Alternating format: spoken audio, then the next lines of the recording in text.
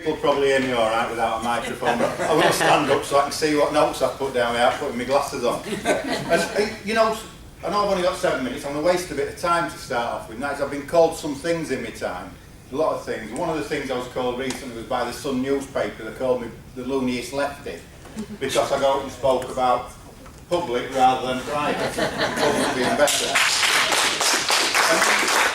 Judging from the response I've had from that, from all over the world to be quite honest, I think there must be a lot of lunatics about it. So maybe the Tories' idea of getting the economy going is to start getting the construction workers building lunatic asylums for all those lunatics who believe in public sector. I don't think so somehow, but just maybe.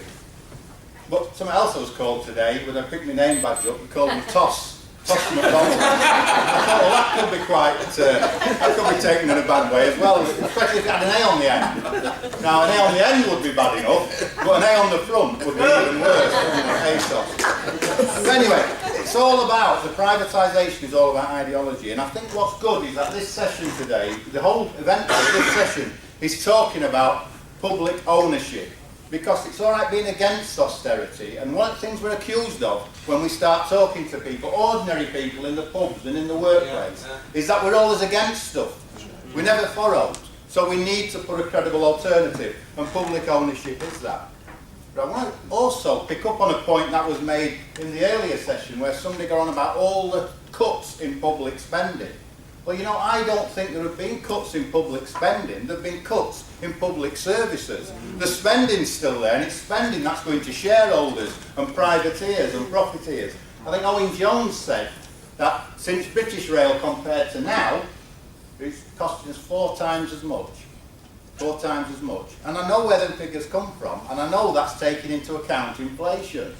But you know, we can produce figures where you also take into account every bit of revenue that come back to British Rail. You take that all came back to us instead of to privateers.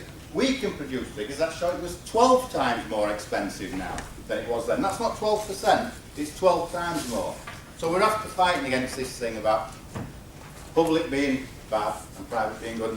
I'm going to have to tell you this. I spoke at a People's Assembly last week in Doncaster, and I've got a dodgy bridge, and 3 teeth came out. And I had them put back in temporary, and I'm afraid to say they're starting to get loose again. But it's nothing new about the attacks on the public sector. 50 years ago this year we had the Beeching attacks. That was an attack on a public sector, and it was done by Marples, who was the Transport Minister who employed Beeching, and he owned Marples Ridgeway, a road building company. And even the Tories thought this was a bit dodgy, so he promised that he would get rid of them, he'd get rid of his shares, he'd sell them. And he did after his own department had awarded the contract to build the Hammersmith flyover. Multi-million-pound contract, and he sold them to his wife.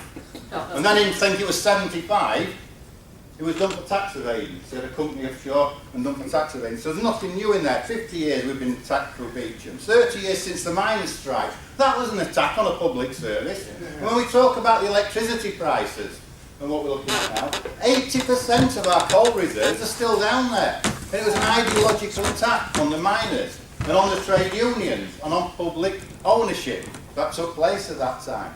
80% of it's still down there. It's 20 years since rail privatisation, just this week, 20 years since rail privatisation. Now the reason the Sun called me a lunatic is I compared East Coast Main Line, which is now in the public ownership, to the West Coast Main Line, because they're very similar. They all both run from London to Scotland, you know, they're both an intercity type company, and they both have similar timetables. East Coast, since by the end of this year, will have given £800 million back to the public sector. £800 million plus it's reinvested £40 million into the East Coast service, and it takes 1.2% of its funding directly from the taxpayer. The West Coast takes 13% plus of its funding from the taxpayer. It doesn't give us anything like that money back, and it is just robbing us. It's all going to the shareholders. The economic argument's not there for public ownership, for private ownership. It's there for public ownership. So just on the West Coast is a very simple analysis to bring. When we were told, when privatisation came about, we were told it would create competition. It was told it would drive down prices and fares. What competition is there? If you want to travel on a train in Wales, you travel on a River Train Wales. owned by the German State Railway, by the way. If you want to travel in Scotland, you travel for ScotRail, owned by First Group. You know, wherever you go, there's no competition. If you want to travel on the East Coast, you go on the East Coast. If you go on the West Coast, you go on the West Coast. Where's the competition in that? And how have the fares come down? We've seen them going up by massive amounts above inflation year on year on year. The only real investment that we've seen was post-Hatfield. And when you look at Hatfield and the other disasters before that, 35 people lost their lives before we saw that investment. And we know what happened to Rail Track. They went, and it has been brought back into a form of public ownership in Network Rail. One thing that happened fairly recently, I don't know how many people are aware of that, there's 0 hours contracts in the rail industry with train drivers as well, which you wouldn't believe. We had an incident that the Rail Accident Investigation Bureau, that's the equivalent of what happens when an aircraft is involved in an accident, had to be asked 3 times to investigate. One of these guns for hire companies called Devon and Cornwall Railways, who had a guy driving 2 engines along the main line at Stratford, going at more than twice the speed he should have been, who'd got a licence to drive trains. He'd got it because he'd worked on the North Yorkshire Moors Railway. You know, if you watch Heartbeat, that's the steam train you see in there.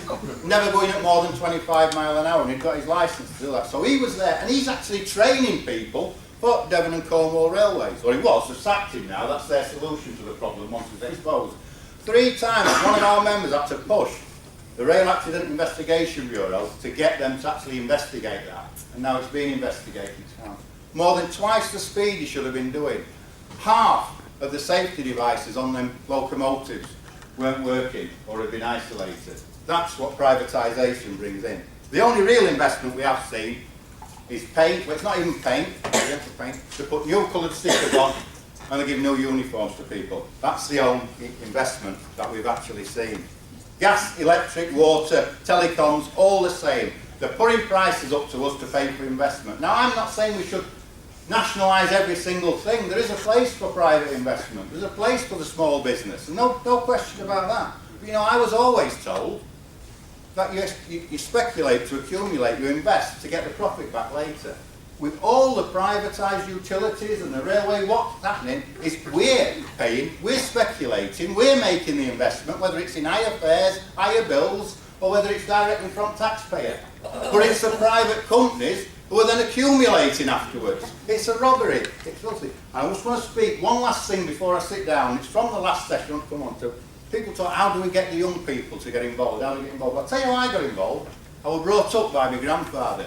He was born illegitimately in 1907, and he was a tough old bugger. But he'd become a miner. He moved down to Yorkshire eventually, south to Yorkshire, for work in the coalfields. After an accident, he got a job on the railway in the plant works, a green card job. And he used to talk to me and tell me about the massive gains that we'd made, the stuff he was proud of, and the way people were treated badly in the past. And it got me involved. And I started taking my daughters along to rallies and meetings and things. And only recently, my daughter, my eldest daughter, has unionised for the CWU, a call centre that she works in. That's the way of moving forward. And here today I've got my granddaughter, so from 1907 right to now we've got McDonald's who are going to keep getting involved and being involved all over the